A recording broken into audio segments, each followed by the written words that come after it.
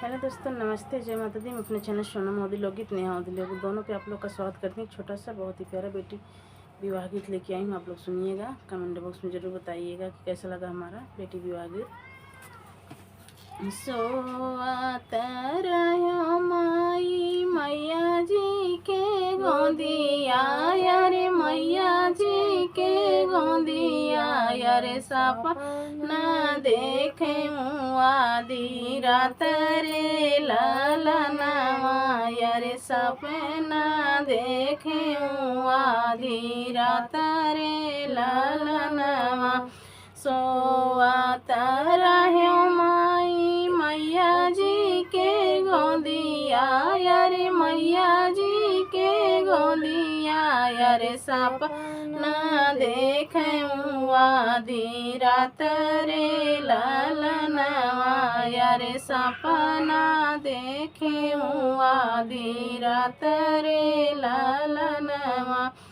के करे दुआरे मैया बाजाना बाजैया, रे बाजाना बाजैया, रे के कर चलबी हरे ललनवा, रे के कर चलबी हरे ललनवा।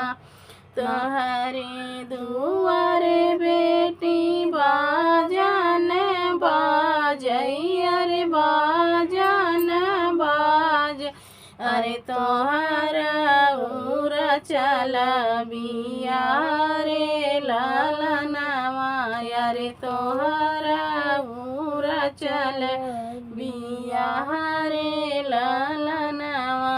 नहीं हम सीखे मैया सुपवा डेलरिया, रे सुपवा डेलरिया, रे नहीं सीखे राम रसोई रे ललनवा, रे नहीं सीखे राम रसोई रे ललनवा।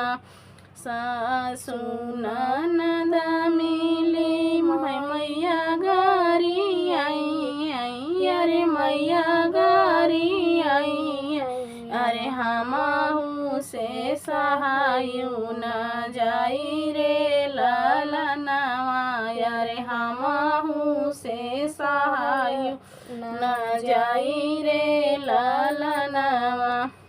सीखली हूँ मोरी बेटी सुपवा डेलरिया, रे सुपवा डेलरिया, रे सीखली हूँ राम रसोइया रे ललनवा, रे सीखली हूँ राम रसोइया रे ललनवा। ननदी तोहरे बेटी मैया गारी आई है, रे सासु ननद तोहर मैया गारी आई है, रे सुनीली हुआ चारा पसारी रे ललनवा, रे सुनीली हुआ चारा पसारी रे ललनवा।